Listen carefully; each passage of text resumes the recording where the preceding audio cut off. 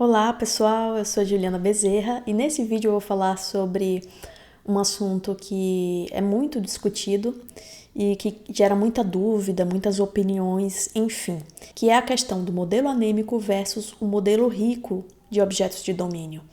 Esse é um assunto que divide muito opiniões, como eu já falei, então eu espero que vocês curtam o vídeo, que fiquem até o final, porque eu vou mostrar tanto falar um pouco de teoria como de prática, para que você entenda bem a diferença e saiba quando usar cada um desses modelos. O vídeo foi baseado basicamente nesse artigo, que é muito completo, eu vou deixar o link dele também na descrição. E a ideia aqui é capturar a essência desse artigo que começa com essa discussão bem interessante, principalmente pelo argumento do Uncle Bob, quando falava de objetos anêmicos como estruturas de dados.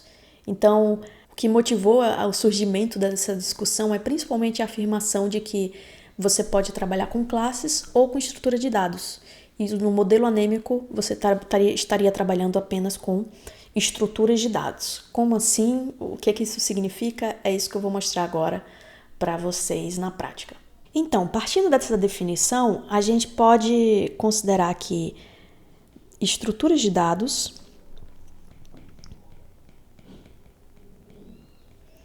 elas têm o seguinte comportamento: a gente esconde as operações que ela possui, ou seja, em vermelho é tudo que está escondido nesse objeto, nessa classe que representa a estrutura de dados, e os dados ficariam abertos. É essa a ideia. Então, nesse modelo aqui, o que é que vai acontecer? Eu vou ter os componentes da minha aplicação, provavelmente services no Spring, que vão acessar os dados. Eles acessam os dados aqui, tá? Tem vários componentes e cada um desses componentes vai ter as próprias implementações de regras de negócio, business rules. Eu vou até para manter tudo em inglês, né? Eu acho que fica melhor a gente colocar aqui, ó. Aqui eu tô falando de functions. E aqui eu tô falando de dados, então eu tô falando de data. Ok? Nesse modelo aqui, onde as classes são estruturas de dados, é o que a gente chama de modelos anêmicos. A gente só usa essas classes para encapsular operações e expor dados. E as operações que estão aqui nesse modelo anêmico são apenas operações de get e set. Então, majoritariamente aqui, a gente tem getters e setters. Não temos operações de negócio. As operações de negócio, como eu estava falando, são feitas por esses outros componentes aqui em azul que estão chamando as minhas estruturas de dados, que estão usando elas e manipulando seus dados. Então, no modelo anêmico, a gente tem esse desenho aqui. Agora, se a gente utilizar um modelo de classes, um modelo rico, considerando os conceitos de orientação a objeto, o que a gente teria? A gente vai ter aqui o contrário, tá? A gente vai esconder os dados e a gente vai expor as funções.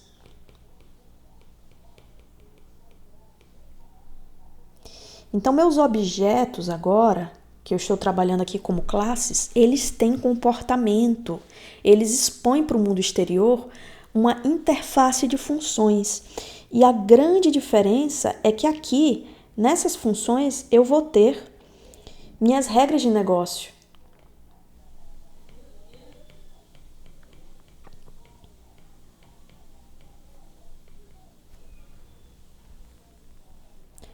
E aí, todas essas aplicações, todos esses componentes do meu software, na verdade, que forem utilizar essas classes, o que eles vão fazer aqui?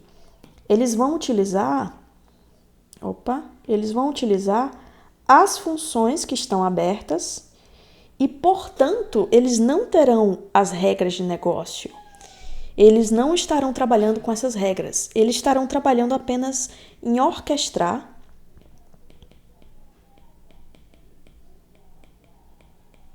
a chamada das operações que estão encapsuladas nas classes.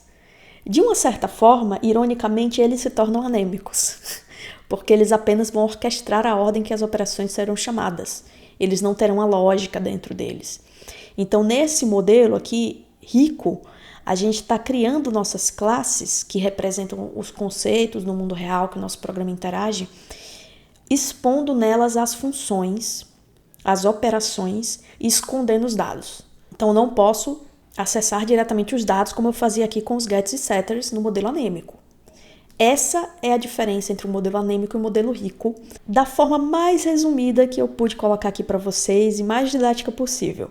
É claro que olhando assim ainda ficam muitas dúvidas, então eu vou mostrar na prática a diferença dessas duas abordagens para a gente fechar com chave de ouro essa discussão e depois partir para algumas conclusões e observações baseadas em prática e experiência, não em achismos. Vamos lá? Então vamos começar falando da abordagem anêmica aqui, utilizando um modelo anêmico. O que a gente pode imaginar como modelo anêmico, como eu falei? A gente teria, utilizando um framework como Spring ou mesmo sem framework, aqui eu fiz sem framework para mostrar que tanto faz, mas o que a gente teria na organização do nosso código? A gente teria um service, uma classe service, que tem uma regra de negócio que nesse caso é autenticar um usuário. Então ela recebe um username e uma senha, busca o usuário com um repositório aqui de usuários e verifica se a senha bate, se ele encontrou o usuário, né? Na verdade aqui até tá correto. User get password, agora sim. Olha só, né? Essa aqui eu fiz rapidamente e acabei deixando passar. Mas enfim, verifica se a senha bate, a gente até pode verificar, né, se o usuário é diferente de nulo também. E aí, se ele for e a senha bater, aí sim ele está autenticado e eu imprimo uma mensagem de autenticação. Caso contrário, o usuário não será autenticado e eu vou imprimir uma mensagem de falha. Então aqui no service eu estou fazendo aqui todo o controle da regra de negócio. E o meu user, ele só tem dados. Ele tem um construtor, getters and setters, e eu uso os getters and setters para informar se o usuário está autenticado ou não. Eu que estou cuidando da operação aqui no meu service. Então, isso aqui é como funciona o modelo anêmico. A gente só expõe dados para serem manipulados por outras operações. Então, o DTO é um objeto anêmico, ele segue o modelo anêmico e faz sentido, perceba que o modelo anêmico ele não é ruim por si só, ele é adequado para certos contextos, o DTO é um deles que se encaixa perfeitamente. Então, existem situações em que você vai querer esse tipo de modelo. Só que agora, observando esse modelo, uma questão que é facilmente perceptível é que a gente acaba pecando aqui no encapsulamento. Por quê? Porque embora eu esteja colocando meus atributos privados, eu estou expondo eles. Então aqui eu poderia até ter colocado público, já que eu tenho setters. Eu posso alterá-los quando eu quiser, eu posso obtê-los quando eu quiser, então eles são públicos. O privado aqui é só de enfeite. Então isso aqui é muito comum, essa falta de encapsulamento, nos modelos anêmicos. Por isso que, dependendo da situação, você tem um risco aqui de espalhar essa lógica do modelo na aplicação inteira. E aí cada service está replicando verificações a respeito desse modelo anêmico. Então, dependendo do sistema que você está modelando e da regra de negócio, ter esse comportamento espalhado não é legal, você está se repetindo. E você está arriscando, né, deixar na mão do desenvolvedor essas verificações importantes. Você está arriscando, por exemplo, se tivesse um outro serviço que trabalhasse com alguma outra forma de autenticação, você está arriscando deixar na mão dele fazer as verificações necessárias para garantir que a autenticação está sendo feita. Isso pode ser problemático, difícil, tornar o código difícil de manter. Então, qual é a alternativa ao modelo anêmico? É a gente utilizar um modelo rico.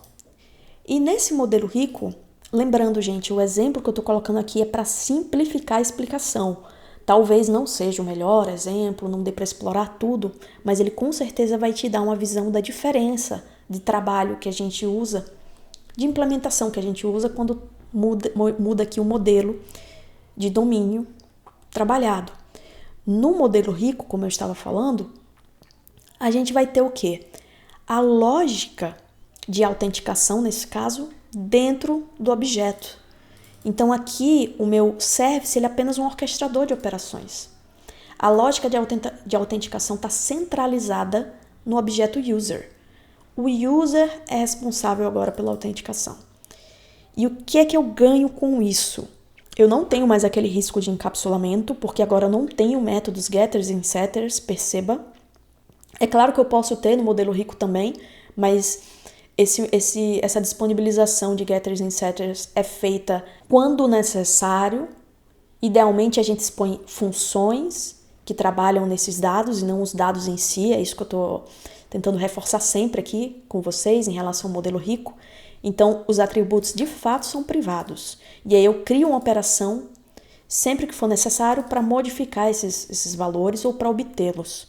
Esse é o ponto. Então na autenticação, ao invés de eu deixar o set do is-authenticated exposto, eu faço o controle. E qualquer service que conecte ao meu user, ele pode usar esse método de forma centralizada, sem entender, sem se debruçar sobre os detalhes do processo de autenticação, porque eu estou encapsulando isso aqui. Está dentro do meu objeto rico, do meu modelo rico de domínio. Então não vou espalhar essa lógica para diferentes componentes, diferentes services. E por causa disso também eu diminuo a questão do acoplamento. Porque como a lógica não está espalhada entre vários services, eu só preciso modificar o próprio modelo. Eu só preciso entrar aqui no user e fazer a modificação da operação authenticate se eu precisar. E todo mundo que usa essa operação já é afetado. A lógica de negócio não está espalhada, ela está protegida aqui dentro. E eu só exponho a interface para o mundo exterior. Então eu acabo tendo um menor acoplamento nesse modelo. Também tem uma maior coesão, né? Porque eu estou centralizando aqui essa responsabilidade de autenticação e o service só se responsabiliza em orquestrar as operações que precisam ser chamadas. Então eu tenho algumas vantagens explorando a própria orientação objeto. Aqui eu nem vou falar de Solid, de Design Pattern, porque não é o ponto. Eu quero que você entenda isso sem considerar que é uma regra, que é um pattern que deve ser seguido sempre. Eu quero que você entenda, que vocês entendam, que quando a gente coloca a operação dentro do objeto rico, a gente acaba tendo um único ponto aqui para modificar e um único motivo para modificar o método de autenticação. Se o processo de autenticação mudar, eu mudo aqui. E no service eu mantenho uma lógica mais anêmica, ok? Essa é a abordagem do modelo rico. Mas é claro, existe um cuidado que a gente precisa ter ao mover operações para dentro dos objetos ricos aqui. Se é para manter coeso, a gente não pode, por exemplo, mover a busca do usuário no repositório, porque já está dependendo já de outros componentes da solução. E aí eu teria muito detalhe aqui. Então, se é para manter coeso, eu só posso usar operações, só posso mover operações que interagem apenas com os dados desse modelo rico e não com outras APIs, outras dependências, tá? Para a gente ter cuidado em relação a isso para manter realmente algo bem coeso aqui. Essa é a essência aqui do modelo rico para objetos de domínio. Então ficamos por aqui. Se você curtiu o vídeo, por favor, interage aqui. Me ajuda a aumentar o alcance dos vídeos aqui do canal, comentando, compartilhando, curtindo, se inscrevendo no canal. Isso aqui ajuda demais, minha gente. Eu agradeço muito a quem compartilha os vídeos, quem curte, comenta, interage aqui, porque isso engaja os conteúdos e faz esse conteúdo chegar em mais gente. Esse é o meu objetivo. É trazer conteúdos de qualidade para a comunidade de forma gratuita, mas sem prejuízo no aprendizado, sempre usando a didática que eu acredito que faz todo sentido para nós, pessoas que trabalham com TI e precisam desse tipo de conteúdo para se tornarem melhores profissionais. Tá bom? Ficamos por aqui. Até o próximo vídeo.